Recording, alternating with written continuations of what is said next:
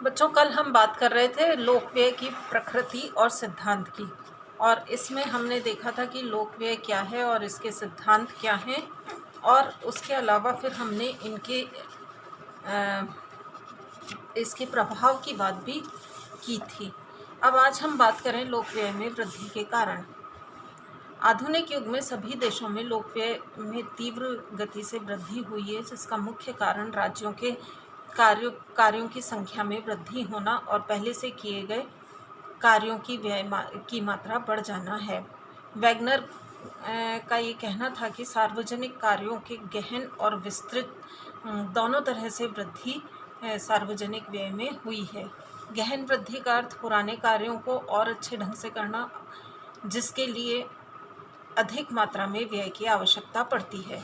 देश की बाहरी आक्रमणों से सुरक्षा करना, आंतरिक शांति व्यवस्था बनाए रखना तथा सड़कों आदि की व्यवस्था करके समुचित न्याय व्यवस्था को कायम रखना राज्य के पुराने कार्य हैं। इस शताब्दी के प्रारंभ से ही इन कार्यों पर इतना अधिक समय किया जाने लगा कि सार्वजनिक व्यय का स्वरूप ही बदल गया। विस्तृत वृद्धि का अभिप्राय राज्य के कार्यों की संख्या में पहले की अपेक्षा अत्यधिक वृद्धि है। राज्य द्वारा देश के सामाजिक, आर्थिक और राजनीतिक जीवन में पूर्ण और प्रत्यक्ष हस्तक्षेप किया जाने लगा है, जिसके परिणाम स्वरूप लोकव्यय में बहुत अधिक वृद्धि हुई है। लोकव्यय में वृद्धि के मुख्य कारण हम अगर देखें तो सबसे पहला कारण है जनसंख्या में वृद्धि।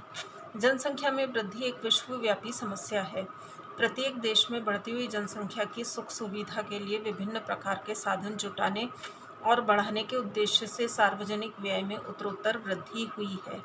नए क्षेत्रों में जनसंख्या बस जाने के कारण प्रशासनिक व्यय बहुत बढ़ गए हैं। सरकार का काम प्राय क्रमागत हास नियम या प्रति व्यक्ति पर किए गए व्यय में वृद्धि के सिद्धांत पर चलता है। जितने अधिक व्यक्तियों की सेवा की जाती है, उतनी ही प्रति व्यक्ति आय अधिक होती है।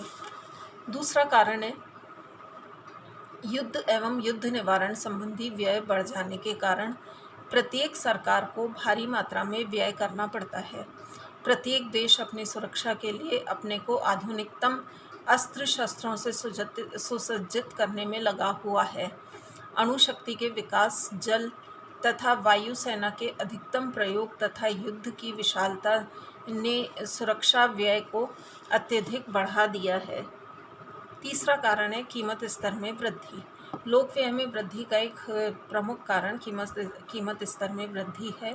द्वितीय विश्व युद्ध के पश्चात सभी देशों के कीमत स्तर ऊंचे हो जाने के कारण व्यक्तियों के समान सरकारों को भी अपना कार्य चलाने के लिए अधिक व्यय करना पड़ता है।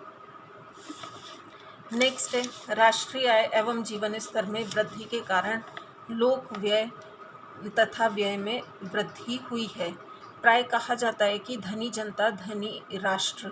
लोगों की आय बढ़ने पर न केवल उनका जीवन स्तर ऊंचा होता है, वरन सरकार की आय भी बढ़ जाती है, जिसे और अधिक व्यय के रूप में प्रयोग किया जाता है।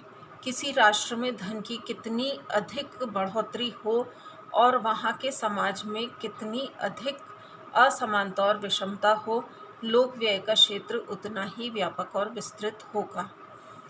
नेक्स्ट है कल्याणकारी राज्य की स्थापना के लिए विभिन्न प्रकार की सामाजिक सेवाओं का दायित्व सरकारों ने अपने ऊपर ले लिया है।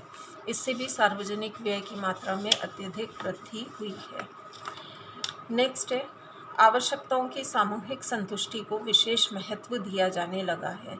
नगर यातायात, जलपूर्ति और बिजली आदि अनेक ऐसी सेवाएं हैं जिनकी व्यवस्था किसी सार्वजनिक संस्था द्वारा किया जाना उचित समझा जाता है। इन सेवाओं का संचालन करने के लिए सार्वजनिक व्यय में वृद्धि करनी पड़ती है। नेक्स्ट है औद्योगिक विकास के लिए कुछ महत्वपूर्ण उद्योगों का राष्ट्रीयकरण किया जाता है। इन उद्योगों को बड़े पैमाने पर संगठित करने के लिए सरकार को अधिक धन की आवश्यकता पड़ती है। व्यक्तिगत उत्पादकों को भी सरकार द्वारा विभिन्न प्रकार की सुविधा और सहायता दी जाती है।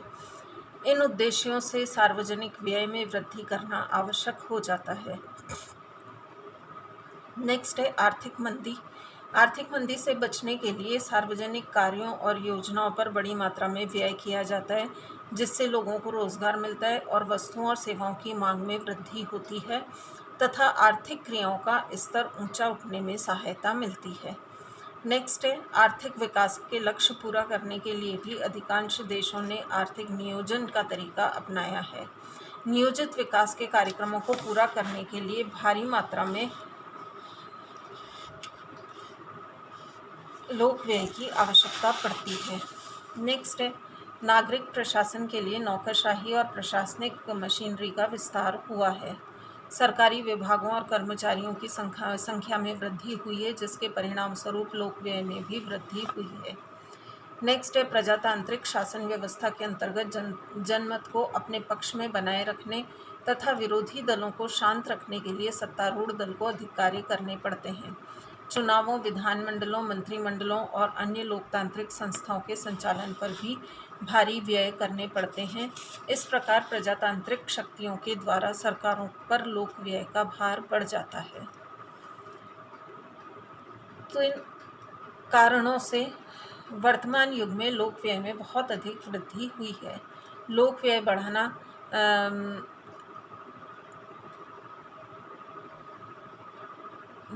चाहिए, लेकिन ये उचित, उत्पादक और कल्याणकारी होना चाहिए। इसलिए लोक व्यय व्यवस्था को संचालित और नियमित करने के लिए कुछ नियमों अथवा सिद्धांतों का पालन करना आवश्यक है। अब हम बात करें भारत में सार्वजनिक व्यय की।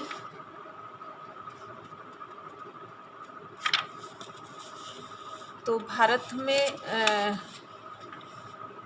संघीय व्यवस्था में केंद्र सरकार और राज्य सरकारों के बीच व्यय की मदें स्पष्ट रूप से निश्चित कर दी गई हैं। व्यय दो खातों में किया जाता है, राजस्व खाता और पूंजीगत खाता। सरकार द्वारा किया गया व्यय मुख्यतः दो प्रकार का होता है, विकास व्यय और गैर विकास व्यय। गत वर्षों में भारत के लोक व्यय में निरंतर वृद्धि हुई है। केंद्र सरकार के व्यय की बात अगर हम करें तो 1990 के दशक में पहले के अर्धभाग में व्यय नियंत्रित रहा। 1990-91 में ये सकल देशी आय यानी हमारी जीडीपी का 17.3% था, जो कि 96-97 में 13.9% हो गया। 2001-2002 में केंद्रीय सरकार का व्यय सकल देशी आय का 15.6% था। केंद्र सरकार के राजस्व खाते में विकास व्यय में सम्मिलित मदें अगर हम देखें तो सबसे पहले सामाजिक और सामुदायिक सेवाएं। इसके अंतर्गत जिन क्षेत्रों में किए गए व्यय सम्मिलित किए जाते हैं वे हैं, पहला है शिक्षा, कला, संस्कृति तथा वैज्ञानिक सेवाएं एवं शोध। दूसरा चिकित्सा, परिवार कल्याण और सार्वजनिक स्वास्थ्य। तीसरा श्रम और रोजगार। चौथा प्रसारण और पांचवा अन्य सामाजिक और सामुदायिक सेवाएं। दूसरी तरह की सेवाएं जिन पे व्यय किया जाता है वो हैं आर्थिक सेवाएं। इनका संबंध जिन क्षेत्रों से होता है वो हैं कृषि और संबंधित सेवाएं। खाद्य अनुदान भी इसी में सम्मिलित होते हैं। दूसरा है उद्योग और इसी में उद्योग और खनिज और विदेशी व्यापार और निर्यात संवर्धन। इसके अतिरिक्त जल शक्ति विकास, परिवहन और संचार और अन्य आर्थिक सेवाएं भी इन आर्थिक सेवाओं के अंतर्गत आती हैं। तीसरा व्यय जो सरकार करती है वो सामान्य सेवाओं पर करती है, जिसके अंतर्गत विकास संबंधी कार्यों तथा विभागों पर प्रशासनिक व्यय और सार्वजनिक व्ययों पर किए गए व्यय सम्मिलित किए जाते हैं। चौथा, सरकार अनुदानों पर खर्च करती है। राज्य सरकारों और केंद्र शासित प्रदेशों को विकास कार्यों के लिए दिए गए अनुदान केंद्रीय सरकार के विकास व्यय हैं। राजस्व खाते में गैर विकास व्यय के अंतर्गत जिन मदों पर व्यय किया जाता है वो है करों की वसूली, अंकेक्षण, ब्याज के भुगतान, प्रशासकीय सेवाएं, सुरक्षा व्यय। गैर विकास कार्यों के लिए राज्य सरकारों तथा केंद्र शासित प्रदेशों को दिए गए अनुदान, चलन, टंकण व टकसाल और अन्य सामान्य सेवाएं, स्थानीय निकायों को दिए गए मुआवजे आदि और अन्य देशों के साथ तकनीकी और आर्थिक सहयोग पर व्यय। इनमें सर्वाधिक व्यय ब्याज के भुगतान के रूप में किया गया व्यय है। दूसरा व्यय स्थान सुरक्षा व्यय का आता है। केंद्रीय सरकार के पूंजीगत व्यय और विकास व्यय तथा गैर विकास व्यय के अतिरिक्त राज्यों तथा संघ प्रदेशों को दिए गए ऋण, अन्य ऋण तथा आंतरिक और बाहरी ऋणों के भुगतान इसमें सम्मिलित किए जाते हैं। राजस्व खाते में केंद्र सरकार द्वारा किए गए व्यय का मुख्य भाग 3 मदों पर व्यय हो सकता है। ये हैं ब्याज के भुगतान, अनुदान तथा सुरक्षा। हाल ही के वर्षों में सरकार द्वारा लिए गए ऋणों पर ब्याज की दर में कमी हुई है। इसके बावजूद ब्याज का भुगतान कुल व्यय में सबसे बड़ी मद है। कुछ आवश्यक वस्तुओं की उचित कीमतों पर उपलब्ध कराने की दृष्टि से अनुदान दिए जाते हैं। राजनीतिक दबाव के कारण सरकार इनको हटा नहीं पा रही है। सुरक्षा पर व्यय भी प्रति वर्ष बढ़ता चला जा रहा है। अब हम राज्य सरकारों के व्यय की बात करें तो राज्य सरकारों द्वारा किए गए विकास व्यय में शिक्षा, चिकित्सा, जन स्वास्थ्य, कृषि, पशुपालन, सहकारिता, ग्रामीण तथा सामुदायिक विकास, निर्माण कार्य, उद्योग, सिंचाई और अन्य विकास संबंधी कार्यों पर किए गए व्यय सम्मिलित हैं। राज्य सरकारों द्वारा किए गए कुल व्यय का लगभग 60% भाग विकास कार्यों पर ही किया जाता है। इसमें मुख्य भाग शिक्षा पर किए गए व्यय का है। चिकित्सा और जन स्वास्थ्य पर किया गया व्यय का दूसरा स्थान है। गैर विकास व्यय में प्रमुख स्थान ऋण सेवाओं पर व्यय तथा प्रशासनिक व्यय का है। करों की वसूली पर भी व्यय करना पड़ता है। अकाल तथा अन्य प्राकृतिक प्रकोप राज्य सरकारों के व्यय में वृद्धि कर देते हैं। राज्य सरकारें स्थानीय निकायों को विकास एवं गैर विकास कार्यों के लिए अनुदान देती है। स्थानीय सरकारों की आय के साधन सीमित और बेरोजगार होने के कारण राज्य सरकारों पर उनकी निर्भरता बनी रहती है।